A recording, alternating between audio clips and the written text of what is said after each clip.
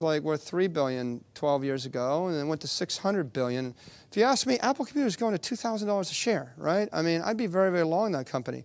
Whoever's selling that stock must be a moron, right? I mean, this is a company that's going to actually have 4 billion devices out there. If they roll them over once every 4 years, they're going to sell 1 billion devices a year. And the thing that people they don't get, right? You either get it or you don't get it. I'm going to come back to your PC question. I know a lot about PCs. I bought 10,000, 20,000 PCs in my life. I got 3,000 sitting underneath my desks. You put a Dell computer underneath a desk, you don't care that it's loud and it's hot and it's a power hog and it's ugly and it's heavy and it's like an ugly beige cabinet with screws showing. You don't give a crap. You just want it to be $400 or $500. Okay? You put a phone in your pocket and you sleep on it or next to it. You care whether it's hot. You care what it looks like. You care the battery life. You care about the radio. This is an iPhone 5. This runs 10 times faster than an iPhone 4. There's not an 8-year-old on the planet that doesn't want an iPhone 5. Right? Who wants to wait 42 seconds to watch something download instead of 2 seconds? Nobody. Right? You don't have to be a genius to run an Apple computer. You just have to, every year, make the product a bit lighter, a bit more elegant, make it a better radio, make it a better battery.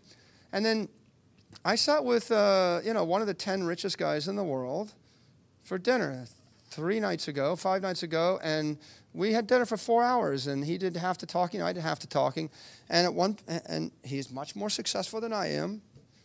I understand that, by the way. As I said, sometimes you got to do other things than just have opinions to make money, right? There's a lot of execution involved in the rest. But I have opinions. So he said to me, Apple Computer, can these guys hold their prices? Aren't they going to follow the model of the PC industry? And aren't their prices going to taper down? Their 40% margins going to become 30 and 35 and 20? And it's another example of people just know enough to hurt themselves, right? If you're going to know a subject, you better know the subject, because being like a dilettante and knowing part of the subject is just enough to hurt yourself somehow. And I said, no, their gross margins don't have to tailor down. I mean, if you go to France, and this is the benefit of seeing enough, you go to France, you see Bernardo Arnault runs a company, LVMH.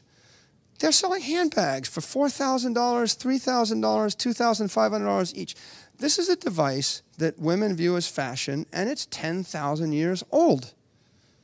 And for 10,000 years, no, the prices are not lower after 10,000 years.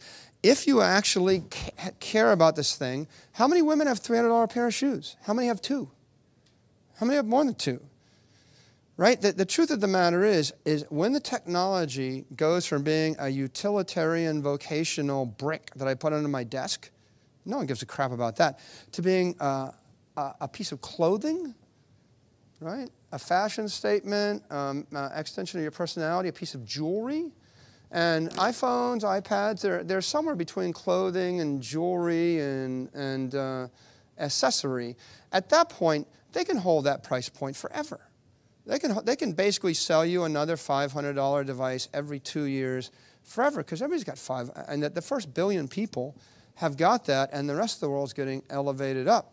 So I think that you're going to see you'll see a wider diversity of offerings. You'll see there will be cheaper tablets, and the $100 tablet will go to Pakistan and the 700 million peasants of China, and more power to them. That means those 700 million peasants are going to get a college education and get a master's in computer science, and I'll probably be hiring 20,000 of them.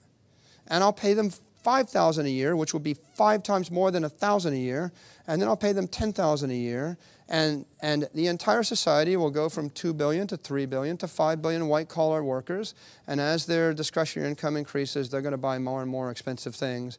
And anybody sitting in the middle of that, controlling the software application networks that have all the asset value in them, those companies are going to benefit in a marvelous fashion.